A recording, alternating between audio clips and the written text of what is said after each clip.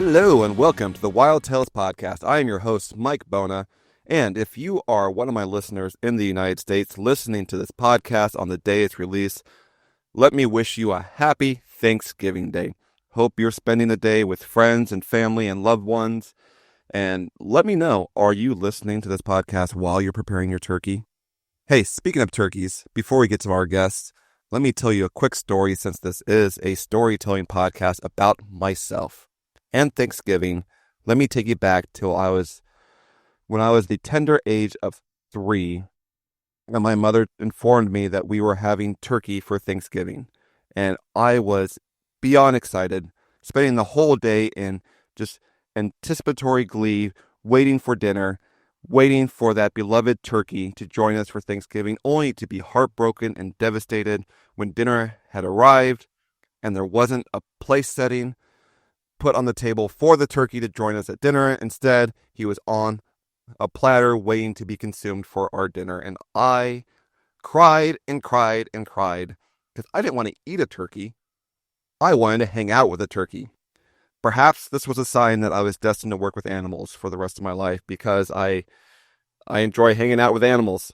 I don't necessarily remember the story, but I am very familiar with the story because my mother tells me this story every year on Thanksgiving for the past 40-some years. So I'm aware that when I was 3, I cried because we didn't have a live turkey at Thanksgiving. And these are the disappointments and traumas that we live through in our childhood. We get through it. I still have yet to have a Thanksgiving with a live turkey, but maybe one of these days that is a dream that I can fulfill. So hope you enjoyed that. Let me introduce our guest. He's a friend of mine, zookeeper, conservationist, biologist, jack of all trades, tapir enthusiast. If you don't know what a tapir is, you're about to find out. His name is John Scaramucci, or if you really want to throw in the Italian accent, it's a Scaramucci. He's okay with either. It's fun to say. John was nice enough to join the podcast, and we had a great chat, and I hope you enjoy it. So without further ado, please let me introduce you, John Scaramucci. Sick. And then, yeah, the actual event was pretty fun. All right. Well, I can't wait to hear it. Let's get into it. Let's do it. So, all right, let's do it. Hey, John. Hello. Come on, Wild Tales. Thanks, Mike. What I like about you is as soon as I started this podcast, you messaged me like, dude, I got a tapir story for you. You want it? You want to hear it? Yeah. I'm like, yeah, I'll keep that in the back of my mind. And when I start running low on guests and I need someone to hop on, and here we are. Refueling right here. I need you, John. Yeah, we're just talking about when we met and neither of us can remember. Yeah, so it was how good our friendship is. It was definitely zookeeper related. I know. That's one nice thing about being zookeepers. We get to occasionally travel around the country and go to different conferences and workshops and meet new people and definitely forget where we met them. And then just have good times after that. Yeah, that's all this is. It's all zookeeping is. It's good times. Camaraderie. For sure. I love it. Yeah, for sure. Definitely. Yeah, well, I'm just happy to be here, man. This is great. It's really a small world. You know, if you ever meet a zookeeper, you know, if you know a zookeeper at a smaller zoo halfway across the country, there's a good chance they know them or have heard of them. At least it's just 2 degrees. 2 degrees of separation. You know someone. At least. We'll get into your story, but real quick, I was visiting in the Netherlands. It was like 10 years ago, and I wanted to go to the Rotterdam Zoo. So, like the morning before I went, I just cold called them. I called the zoo. I'm like, hey, my name's Mike Bona. I'm a zookeeper from Los Angeles. I'm coming to the zoo. Anyway, I can get like guest passes or just something in. And it turns out, I don't think it's the director. It's one of the curators there. Knew our curator, heard I was coming, hooked me up, got me tickets, and gave me the VIP tour. Perfect. Absolutely. The whole day, just in the cart, in the back of the barn, the meet and greets. It was the best day. And it was just because I just rolled the dice. I'm like, I'm just going to call. See, I'm sure someone knows someone. And I found the right person who knew the right person who knew me, and it worked out. Victory. Absolutely. It's all the way on the other side of the world. Yeah, So we love showing each other, the hospitality. Though you showed me so much love when I went out to LA for the visit as well. So thank you I for love that. it. Yeah, it's definitely beats cleaning up after the animals. You can take a break and just show them off and show your friends what you do. And That's what the team is for. exactly. So yeah, let's get into your story. I think I teased it a little bit. I said the word tapir. Paper. You said it. That's the magic words. So for anyone that's not familiar, what is a tapir? Great question. Tapir, besides being the best animal, just period, they're large herbivores. So they have hooves on their feet. They're related to rhinos and horses.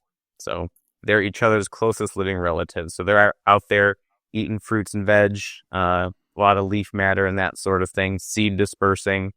And there's 4 different species. 3 of them live in Central and South America, and then 1 lives in Southeast Asia. So for my reference for the story, I went to Brazil. So the lowland tapir, or the Brazilian tapir, is the tapir that we're going to be talking about in my tale.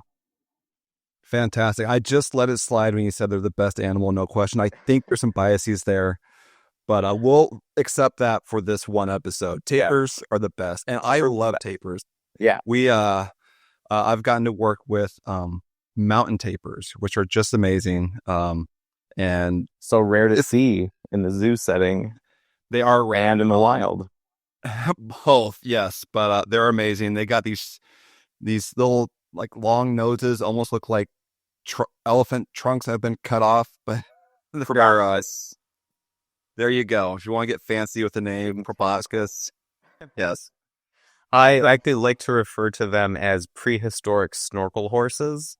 I think that is the best nickname that I've heard for a tapir, is a prehistoric snorkel horse.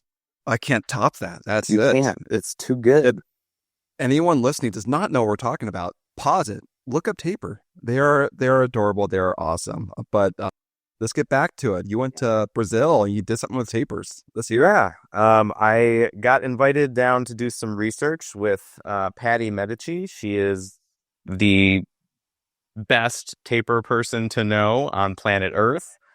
She's a wealth of knowledge. She does so much in terms of outreach and education for other tapir-loving conservationists and researchers. And I got a chance to go down there in 2015. And we went out to a private cattle ranch, actually, Baía das Pedras, out in the Pantanal. So that's a region in South America. Most of it in Brazil is actually owned by private cattle ranchers. And coming from where I come from, where we come from, that doesn't necessarily sound like a good place to do conservation work, but the way that they do it down there very much is in line with keeping biodiversity intact, not taxing the land too much, spreading a few cows out over a large amount of space. And it ends up being just a great partnership between the researcher and the property owner. So we get down there and we're going to do some tapir research. And the hardest part, Mike, you got to catch them first, right? How do you catch a tapir? I've been up close to tapirs, trained ones that are trained to stand up close, but they are dense beasts. I don't know. Yeah, they are bowling balls of animals. And so there's a couple different ways that you can do it. The most effective and easiest way, it involves a little construction, but you build basically a trap. They're called armadilhas in Portuguese. And when you're down there, you build these kind of big crates. You've moved rhinos. I'm sure you've seen those big crate type things, but this is just made out of wood. But in there for the bait is actually salt lick, because the minerals are actually a little bit more hard to find out in their environment. So it attracts them a little bit easier than it would for like fruit or things like that. But you can really only do that kind of passively. So you set a bunch of these traps out there. If you catch one, great. But if not, then you have to kind of go hunting for them. And so the story that I want to talk about is actually when we were doing like a night stalk hunt. And this involves the whole team. And we were out there and it was pitch black already. This was around 8:30 or 9 o'clock. It was already just kind of dark. And we got out there and we're trying to find this tapir. And we have a site set up for a tree stand. So one of our teammates was up there, Hinata, and she was the veterinarian. She was trained with a dart gun. Probably the coolest piece of equipment that you can have out there doing field work is this kind of dart gun. You've seen one up close, right, Mike? Oh, yeah. Couple times. Have you shot one?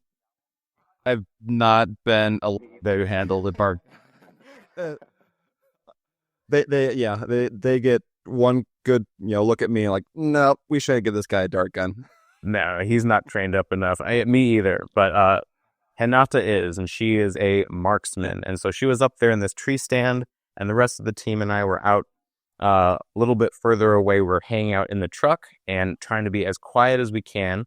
She's up there above the salt lick in her tree stand, camouflage gear all in there, and we're just listening on the radio for a couple hours. She's up there, and we're just stone silent in the truck, just listening to this radio, trying to hear any little transmission, because the second that she darts it, we need to get there as soon as humanly possible, because this tapir is just free to run around. We don't want to lose it. So we finally hear that crackle come over the radio. It's Hinata. We didn't even hear what she said. We just knew it was time to go. We just booked it as fast as we could back to the site, and she kind of pointed which direction the tapir was going, but she really didn't need to, because we could hear it thundering away. Tapirs running, and especially in this environment, we can hear it. And they were just thundering hooves going out in that direction. I'm not the most athletic guy, Mike, but I was running what I felt. I was flying.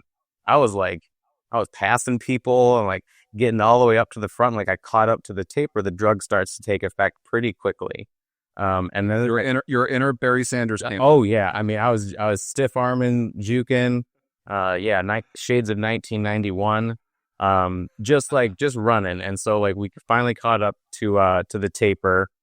And at this point, it becomes an immobilization in the field. So something that I've done quite a lot as a zookeeper is sit in with different immobilizations, but out in the field, it's just kind of it feels different. You're kind of a little bit more of a hurry. You're trying to collect data. So as soon as the tapir went down, we started right away. So we're doing blood collection, we're doing measurements and all the different data points that they're up to. And the coolest thing that we got to do, in my opinion, was to put on the radio collar, which is actually made out of this material right here. This is actually part of it that they cut off from that exact tapir. It's marked right over here. Wow. July 2nd, 2015. And so this is that hard leather. It's really, it's made to kind of go through pretty rough terrain. And so they fit it to that specific animal. This happened to be a young male and was new to the study site. So they were very excited to get this specific individual. That means they're going to get a whole bunch of new data points, especially with that collar that they're going to put on. It takes GPS tracking and that sort of thing. So there's going to be a bunch of information coming through with that individual. And within an hour, they were just done with everything and they're fully reversed, and off he goes into the world. And they extra honored me since it was a new tapir to the site, they actually named it Mucci, which is part of my last name, which is where I had printed on my water bottle. So when they first met me, they met me as Mucci, and so they named the tapir after me. And from what I understand, he's been doing pretty good. That's a great honor. I don't think I have any wild animals named after me yet. But, yeah. I mean, there's so many more. Are you listening? Yeah. Come on, Julian, get on it. Come on. That's great. So when you sedate the animal, there's a reason why you want to move quickly and do the work you have to do. First of all, what besides the collaring, were there any other tasks you had in charge of doing with this animal when it's under, and what are the risks with the tapir being under anesthesia? Yeah, so anytime you're doing an immobilization like this, the main thing you're trying to get done is not injure the animal. And so one of the first things that we start doing is we start putting IV fluid in, and we're monitoring heart rate, monitoring respiratory rate, monitoring blood oxygen level. So all of that stuff is going on. There's things beeping and clicking and doing all sorts of things around you. My task that I was doing was trying to give that IV fluid.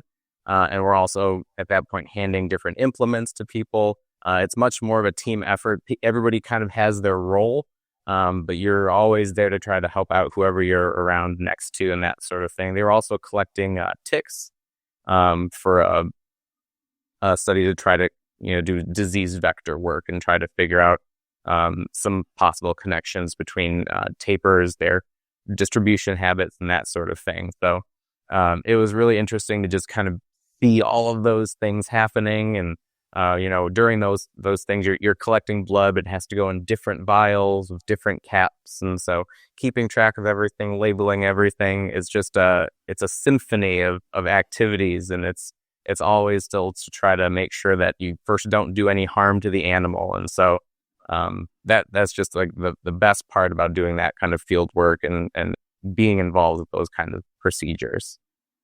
Yeah, I can relate because I've done this before, with giraffes, and it's the same. It's a lot of prep work before, so everyone knows what their job is. Everyone's on the same page because you want it to be moved fluidly and smoothly and not have any complications and not miss anything while the animal's taking a little nap. Yeah, and you're also monitoring every subtle change. So like if maybe it's starting to come up a little bit, a little movement, hey, just let everybody know, like, felt some movement in the feet, like just letting you know. So, don't be shy about saying something if you notice something. So, luckily the procedure went really, really well.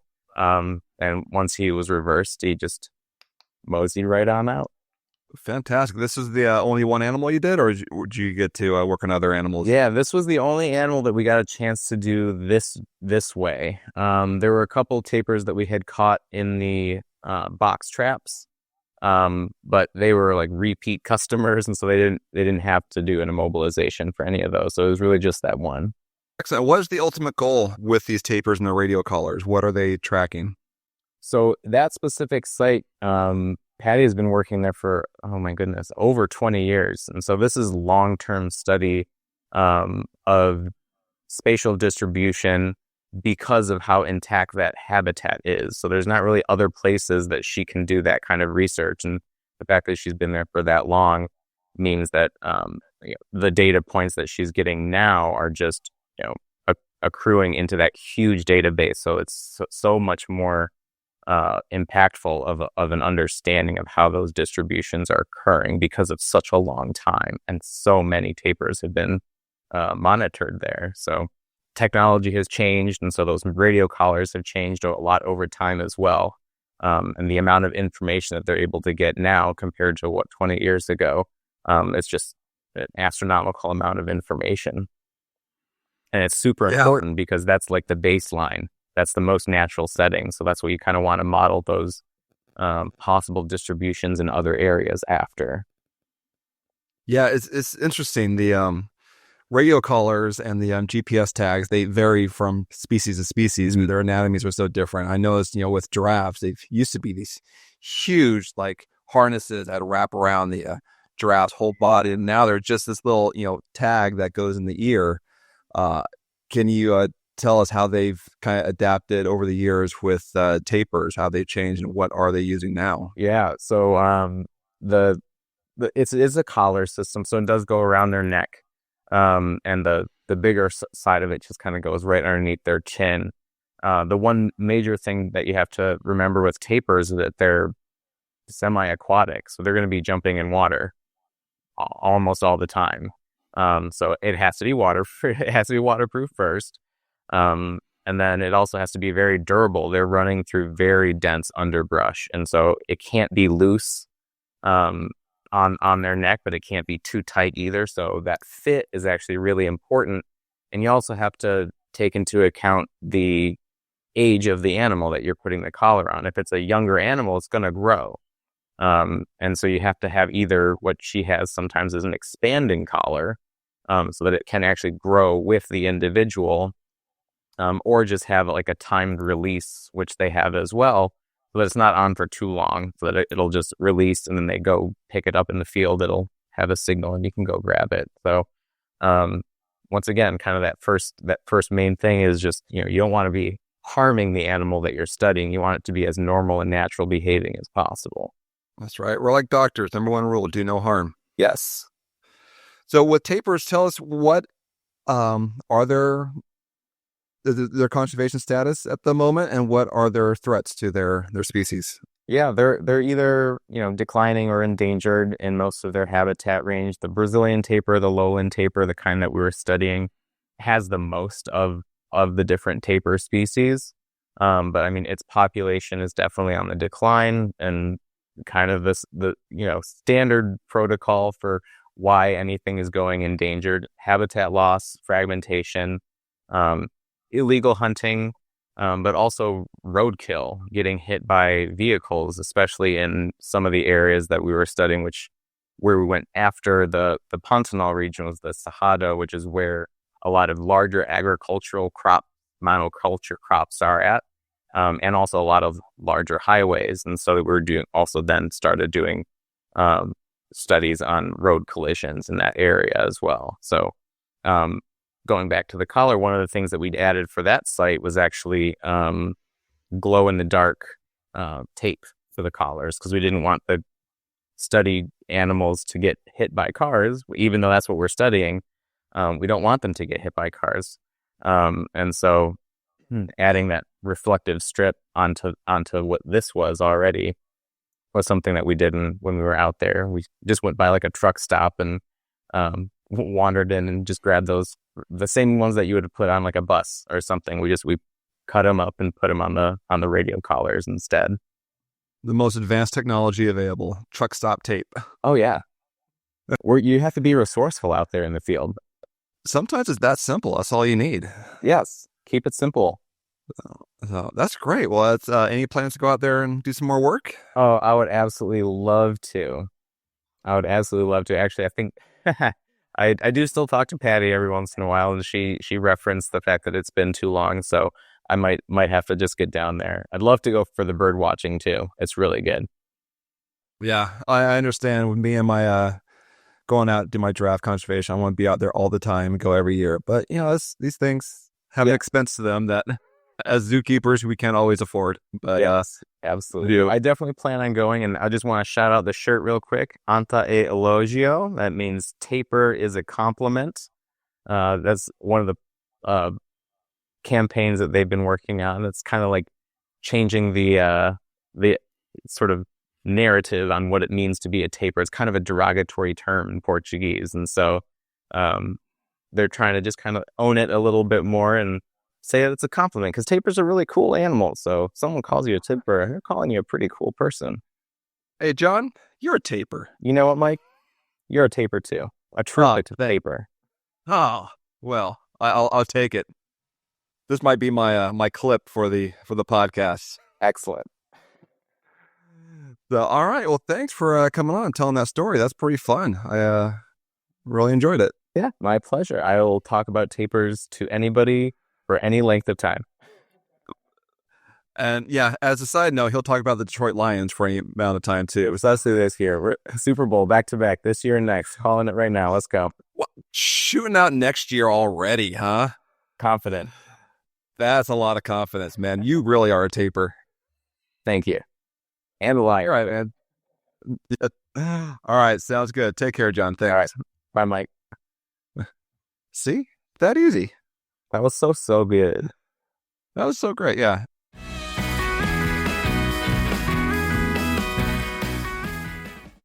Hey, thanks so much to John for joining the podcast. Hope you all enjoyed that. If you did, I encourage you to look up tapirs, learn more about them, check out the Lowland Tapir Conservation Initiative, and tell your friends, hey, do you know about this cool animal? And hey, don't forget, if you want to interact with us, you can do that on Instagram. We're at WildTalesPod. That's Tails, Tails. You can email wildtalespod@gmail.com, and you can also interact on our new Blue Sky account, just at WildTales. Again, Tails. We are no longer on that other site. That's a competitor to Blue Sky. Not even going to mention their name because I'm not even sure what it is anymore. But please Let me know what you think of the show, what you want to see in the future. Do you have a story to tell? I'd love to hear it. So you can email me, send me a message through social media. I would love to hear from you. Until next time, my friends, stay wild.